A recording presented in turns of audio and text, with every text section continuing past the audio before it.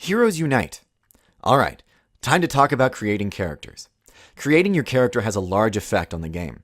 The abilities and skills that your character has are how you will interact with the game world, so don't go rushing into filling out that character sheet just yet. There are a number of things that you're going to want to do before you start filling out the character sheet. First, you're going to have to talk to your DM.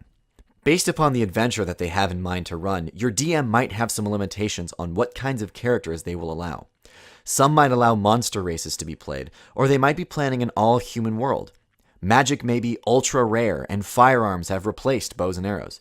Checking with the DM can help get you a heads up on this information. Plus, giving the DM an idea of what kind of character you want to play will help him plan to include moments for your character to shine. It's also a good idea to check with the other players to see what they are planning to play. This is so you can plan to have a well-rounded adventuring party.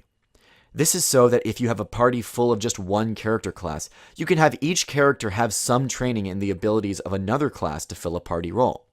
The standard dungeon SWAT team consists of the medic, the tank, the cannon, and the scout. The medic. I know that the medic isn't the most glamorous role in the party. You don't get to blast enemies from across the battlefield, take axes to the face daily, or rob kings blind. No, the medic answers to the higher calling of keeping the rest of the party alive. Combat is the #1 way for characters to gain levels and to get more powerful, so the party will be getting into a lot of fights. With all those arrows, swords, and spells flying around, the characters will be taking damage over and over. If you are willing to become the medic, you won't be the most powerful character, but you will be the favorite of the rest of the party members.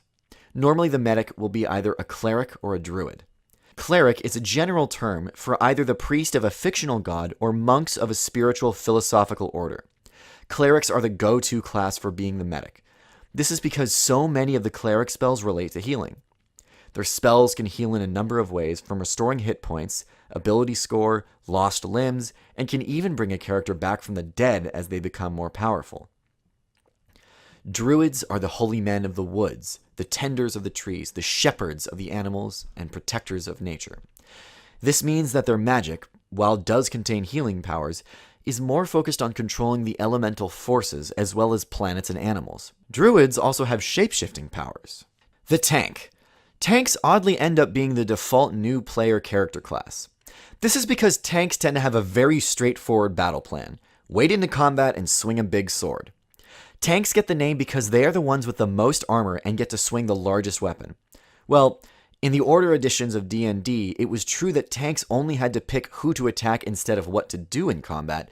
From 3rd edition forward, with the introduction of feats and powers in the 4th edition, tanks now have a healthy range of options to do other than just swing like a crazed lumberjack. Tanks come from the Barbarian, Warrior, and Paladin classes. Barbarians are the class given the biggest stigma for being the lumbering idiot killer.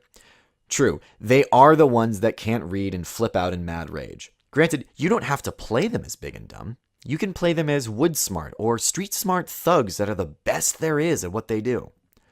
Warriors are basically any character that makes his living with a weapon. This is the man-at-arms that carries enough weapons to equip a small army, the palace guard that was falsely framed for crimes against the throne, or the sellsword that is willing to fight for whoever pays the most gold. Paladins are holy knights that have been gifted with limited divine magic. Because paladins have all the advantages of a warrior with the added bonus of being a backup cleric, they have historically had heavy restraints on being able to play them in older editions. 4th edition removed this when they adjusted the class powers to make them more balanced. The cannon. This is not just the big magical powerhouse that gets to leave a smoking crater wherever it goes. The cannon is more like the magical Swiss Army knife that gets to answer everything with some cool power. Cannons use the lightest grade of weapons and mostly forego armor altogether. The cannon classes are Wizards, Sorcerer, and Warlock.